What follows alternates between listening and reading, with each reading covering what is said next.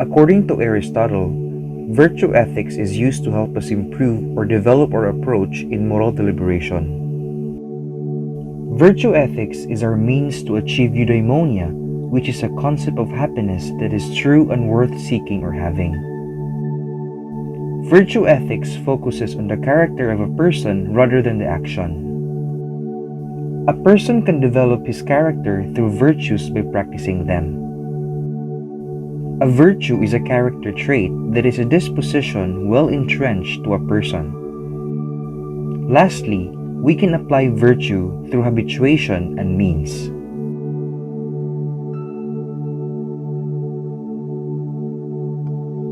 Jack is a third-year college student who always receives honors and awards. But lately, he is becoming more and more overwhelmed by studies due to his family's internal conflict that has taken a toll on his mental and physical health. He has fallen behind classes due to being sick for the past few months.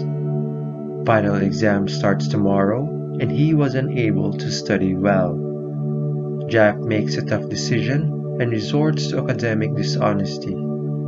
He was able to pass all subjects and made it even to the top 2 in class.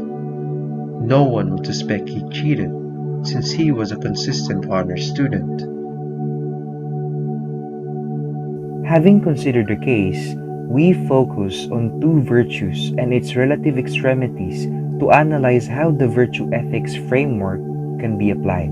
In this case, it is evident that Jack was being dishonest because in order for him to pass, he resorted to cheating and plagiarism. Given that he has a good reputation and an honor student, there is a small possibility of him being suspected by the teachers, making this as his advantage. But by doing this, he sabotages the trust that his teachers have given him, making him an untrustworthy individual. Courage is a virtue when you choose to do good, especially when that is most difficult. In the case of Jack, he was a coward. This situation should have been a good test for the growth of his character, but instead, he took the easy way out.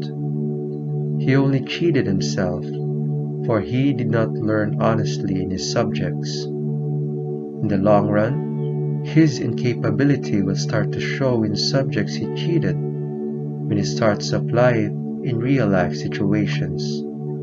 By cheating, he was not being fair to others and did not respect the effort poured into studying by other students for the exam. Additionally, he cheated on himself, for he deprived himself of the development of his good habits and learnings by not being honest. He failed on being prudent on his decision, for it hindered his growth as a student. The internal conflict with his family had him in a confused and troubled state with his feelings, which made him not to choose the virtuous action which led him to perform what is not a good student. This shows then that Jack was not in a good state of character, for there is no manifestation of previously acquired virtue of courage and honesty in his feelings and actions. His choice of choosing the extremities of virtue is a proof that the said virtues have not yet been deeply entrenched in him, for he may have done from little to no habituation in his entire life of the said virtues. Still, we have no clear idea who Jack really is just because of one circumstance. That is why only a virtuous person who knows Jack can fully give prudential advice to him. In virtue ethics, we need to exercise the virtues through habituation and means because they are our way of achieving true happiness or moral flourishing. Because of what Jack did, he was not able to practice being virtuous, and all the things he did were undeniably against the perspective of virtue ethics.